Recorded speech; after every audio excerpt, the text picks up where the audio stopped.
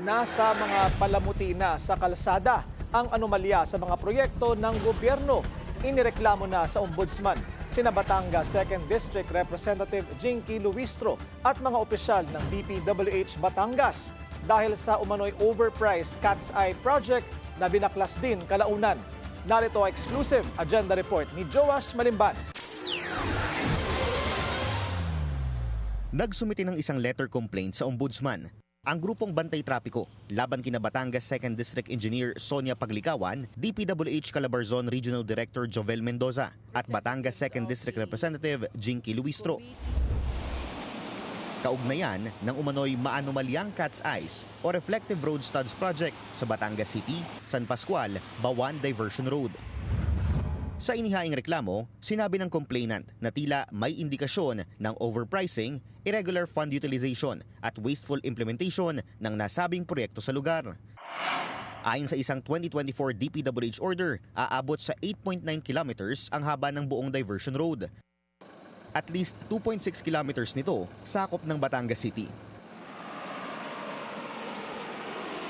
Sa inihaing reklamo, sinabi ng complainant na sa kahabaan ng bypass, Bawan at San Pascual lang ang mayroong road studs. Kitang-kita raw ito sa ilang viral videos ng mga dumadaan sa lugar kung saan nagmimistulang airport runway ang kalsada sa gabi. Dagdag pa ng complainant, matapos umanong i-install ang nasabing road studs, binaklas din ito kalaunan dahil kinakailangan raw palang aspaltuhan ang kalsada. Personal na binisita ng Billionaire News Channel ang nasabing proyekto. Ang aming nadatnan, mga butas sa kalsada sa parte ng San Pascual at Bawan na mistulang bakas ng mga binaklas na Cat's Eye. Ang dating tila airport runway sa gabi, ganito na ang itsura dahil marami ring parte ng diversion road na wala pang mga ilaw. Nahanap namin ng kontrata para sa nasabing road stud installation project sa lugar. Isang joint venture ito sa ilalim ng Kisha Construction and Supply at 3W Builders. Ang Kisha Construction, una nang ibinalita ng Billionaire News Channel na pagmamayari ni Tanawan City Councilor Potenciano Natanawan. 2 buwan ang nakalipas nang sabihin niya sa BNC na pinaprocess na ang divestment niya mula sa kumpanya. On the process na po yung pagpapalit po ng aking to transfer. Simula po nung naupo na ako, pinaprocess, medyo matagal po ang process po ng pagtatransfer. Sinabi ng complainant na may estimated 7,500 Cat's Eye units na makikita sa lugar kung 5,000 meters lang ng kalsada ang susukatin. Ang kanilang estimated overpricing aabot sa 75.7 million pesos. Kung pagbabasehan ang DPWH Detail Unit Price Analysis na una nang inilahad ni Baguio City Mayor Benjamin Magalong, kung saan naabot umano sa 11,700 pesos ang presyo ng bawat piraso ng Cat's Eye, kahit na around 1,800 pesos lang daw ang market price nito, including tax and installation. Sinuri namin ang nasabing kontrata.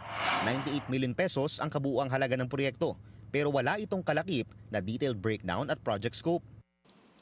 Ayon sa DPWH 2nd District Engineering Office, tinatayang 6.3 kilometers o katumbas ng mahigit 6,000 meters ang sakop ng proyekto. Kung susundin ang market price na binanggit ni Mayor Magalong, mahigit 16 million pesos lang dapat ang presyo ng proyekto. Kung susumahin, tila pinatungan ang proyekto ng mahigit 80 million pesos para sa ilang libong road studs na binaklas lang din uli dahil hindi pa pala tapos ang construction. Dagdag pa ng complainant, rendered unusable na ang mga Cat's Eye upon removal.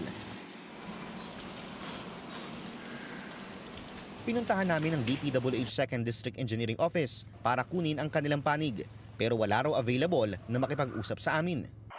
Sinubukan din naming hingan ng pahayag si Congresswoman Luistro, pero hindi pa ito sumasagot sa aming mga mensahe. Bukas ang Billionaire News Channel para sa panig ng mga respondent sa inihaing reklamo. Para sa agenda, Joash Malimban, Billionaire News Channel.